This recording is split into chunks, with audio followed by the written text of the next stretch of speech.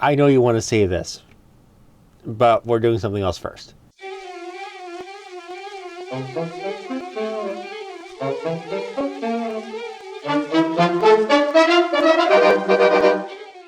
Welcome to another episode of Rapidly Aging Technology. Today, in a bite-sized episode, haven't seen one of these in a long time, we're going to be replacing the battery, hopefully, in this battery backup, this APC UPS 500. We're going to switch out its battery for a brand new, genuine APC battery. Isn't that handy? This guy I got from eBay, not eBay, Goodwill for $6.99, and it has the most pathetic little whimper. So it needs its battery switched out. What we're going to do. So on the back side, it says, well, there's some Chinese characters or whatnot, but here it says, undo these screws to change out the battery.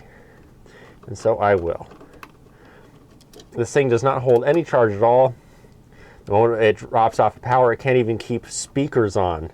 And not while they're running, just even their little LED light. So it's time to go. So let's see here.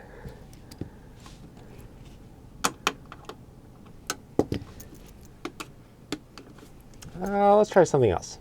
Mr. Flathead's going to help us, and I think we start on that end. We should get things moving. So use that to push things up. Whoop. Go. It's got a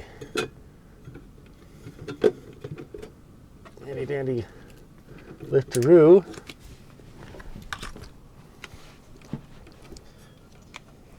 Say, Ed.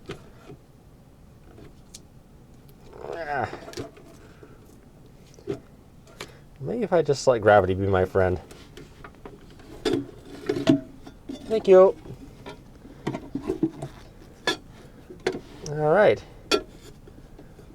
Huh.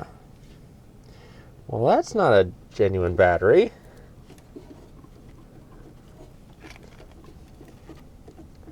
Pull these little nubbins out.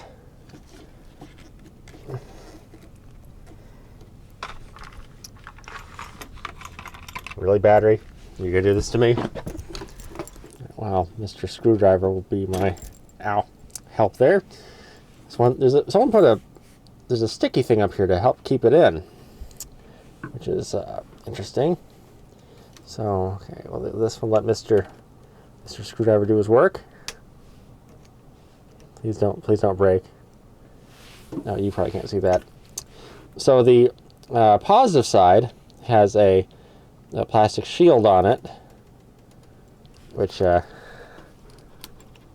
of makes it hard to do the old screwdriver trick.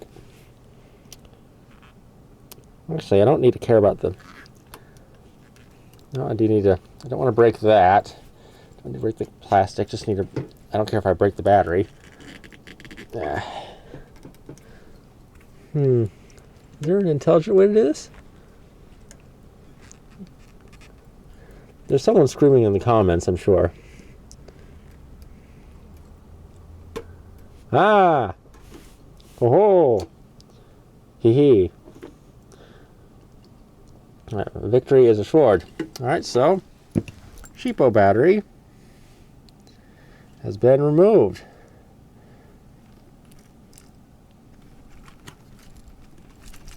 There's that yucky, sticky thing up there. Now we take our genuine replacement from APC. I should be able to just slip the things back on. Is this taller than the old one?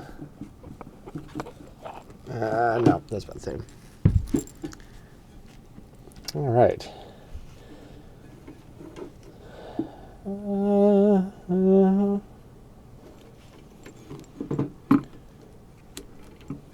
putting them on is just a breeze. Sorry, you're not. I'm sorry, my hands are getting in the way. There. So they both look like. And then up you go. Let's see. Are those still connected? That'd be very unfortunate if they were not. Up you go.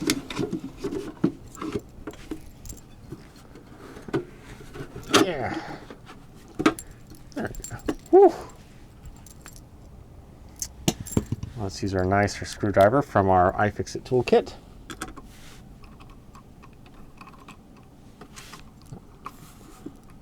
Come on. Go in. It's supposed to be a quick episode. These people really just want to get to the main action, which is the quad-core Pentium 4 machine, which I'm glad no one has gotten angry in the comments and yelled that it's not actually a, it's not actually a Pentium 4. It's NetBurst, but they're not Pentium 4s per se, because that was a consumer single-core processor. These are, if anything, it'd be Pentium Ds, but here we go. So let's get this guy plugged back in and see if it yells at us. All right, it's plugged in. Let's flip the switch back on. Okay.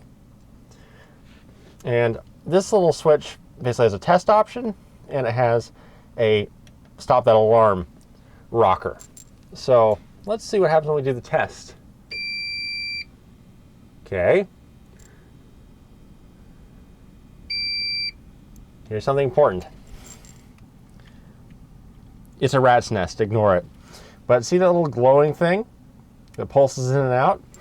That's like an insect repeller using ultrasonic frequency. And you may not be able to see it, but there's a power bar on that strip. This is all battery backupped. And when I do the test, the light stays on. It flickers, because that's what it does. So that means that the battery is holding a charge of some kind. Before, it would immediately go dead. So there we go. We've successfully changed the battery in this Beck UPS 500. On the back, there's nothing really interesting. It has a couple ports, and then it has a little dongle to add a surge protector. Well, let's take a look at that real quick. So I have things plugged into it. See that goofy dongle? Whoop, whoop. That's for just adding a surge protector. So you can use a power strip with it to give some extra battery backup. It has, of course, a reset switch and a phone line in and out, so you can surge protect and, I guess, battery backup your phone lines. Well, thank you for joining me on this very quick episode of Rapidly Aging Technology. If you like this type of stuff, generally much longer videos, please like and subscribe to the channel. I do different technology videos, computer builds, computer showcases, upgrading computers, and kind of cleaning them up. Other old hardware, things that are not computer related, like typewriters, phonographs, and vacuum cleaners. I have an interest in vacuum cleaners, so I have a bunch of like unusual, high-end, door-to-door, older vacuums. Some of them are actually pretty new. But if any of that sounds interesting to you, please subscribe to the channel. And I guess if the ad is appealing, click on it. Anywho, I'll leave you with that. As soon as I have like a solid day, which will be on the weekend, we are definitely going to try to get the quad-core Pentium 4 machine up and running. A lovely subscriber gave me a new manual. Found a different version of the manual that references the front panel connector that has been kind of a mystery. So we're going to see if that actually works out right. If you have no idea what I'm talking about, look at the previous 2 videos on this channel. Give them a watch. Anyway, you have a great night, and I will talk to you later. Bye. The sun has got his hat on. Hip, hip, hip, hooray! The sun has got his hat on, and he's coming out today. Now we'll all be